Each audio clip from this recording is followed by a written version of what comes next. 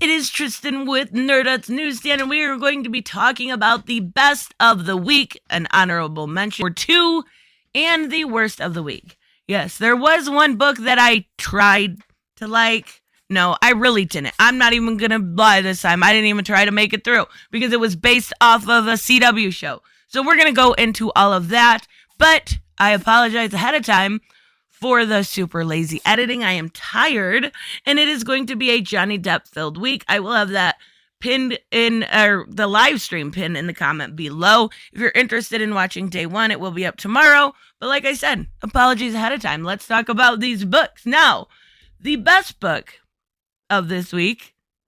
Okay, no. The worst book of this week. See what I said about that tired thing? I'm totally off my game. This video is already terrible, and guess what?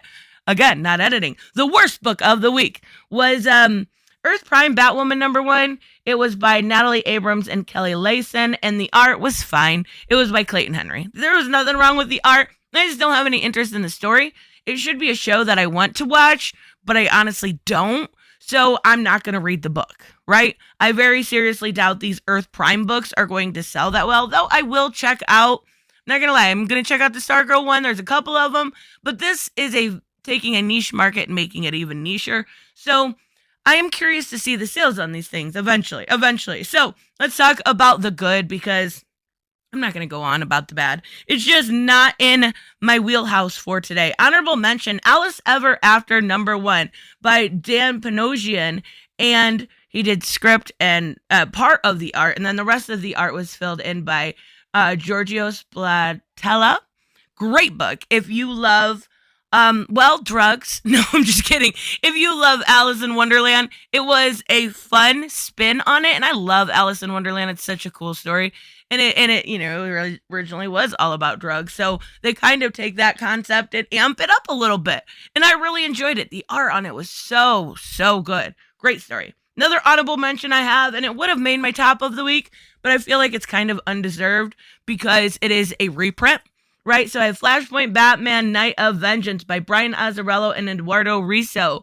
This is kind of a prep tool in order to get ready for tomorrow's Flashpoint Zero, or Flashpoint Beyond. So, great story. Was great the first time around. Definitely something you should look into if you are super hyped for Flashpoint Beyond. I absolutely am. I've seen some of the pages and I'm totally excited. I cannot wait to see Mime and Marionette again. I'm not even kidding. That's made it so great for me. So let's get into my top 5, the ones that actually matter, right? And this week was weird. Really weird, because I have 2 that are Marvel. Yeah, Marvel has some good titles, and these 2 specifically were really, really good. So for number 5, I have She-Hulk #3 by Rainbow Rowell, and the art is by Roger Antonio, and I love this book. Even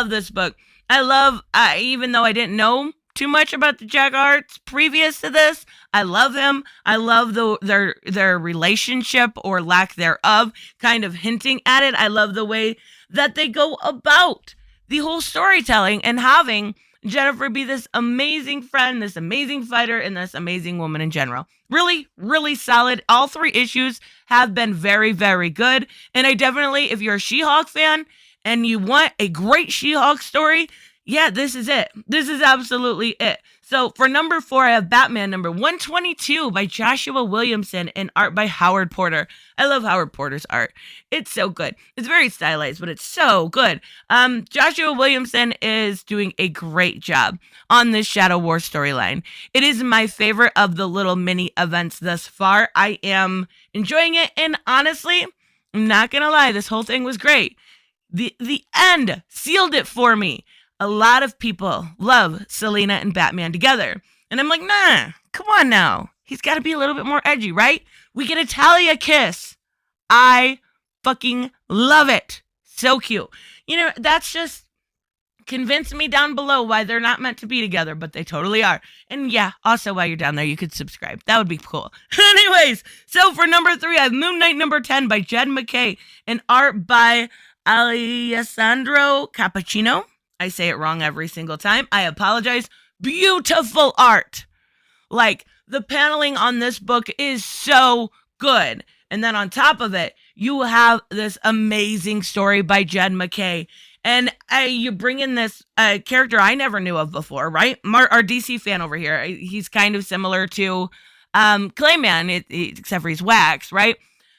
And oh my God, it gets demented. Like, we literally see Moon Knight put this man in hell. He can't be killed. He can be frozen. He can be in cement.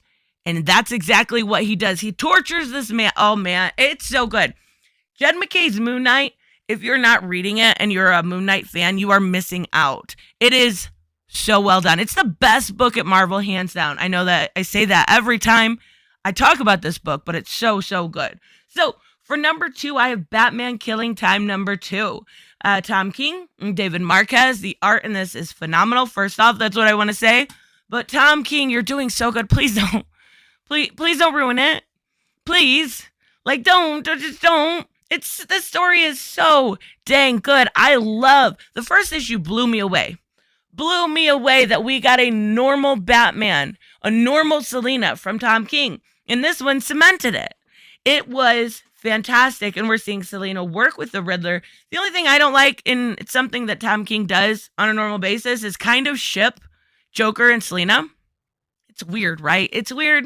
It's definitely weird, but it wasn't too heavy in this, and we're seeing that Batman is close on their trail, and I don't know what's going to happen, but I am loving the detective aspect of it, and it's heavily focused on that. Tom King, you're doing good. Come on. You can keep it up. I promise you. I have faith. So for my number 1, and I want to maybe on a day where we don't have depth stuff or I don't have a subject for Morning Brew, really go into this book with detail because of how phenomenal it is. And I know it would be an hour-long video if I recorded it.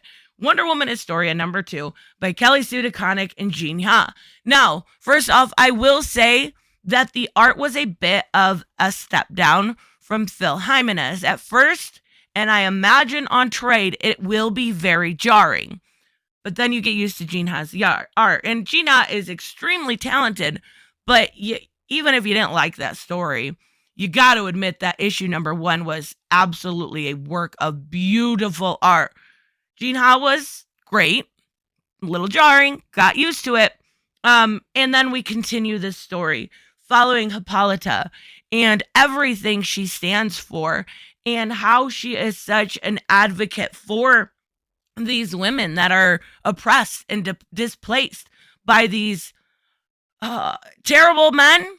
Now, again, you got to remember, this isn't current time. Don't freak out.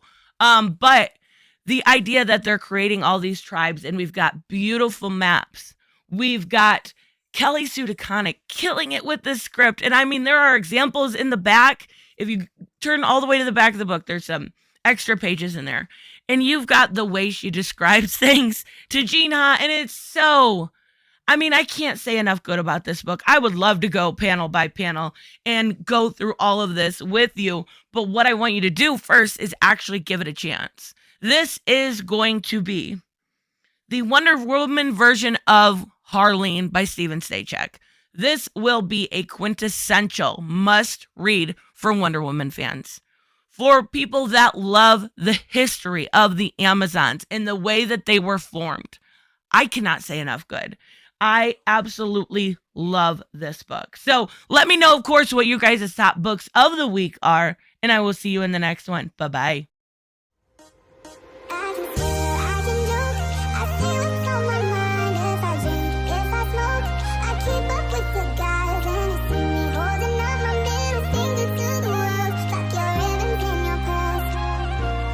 I'm not just a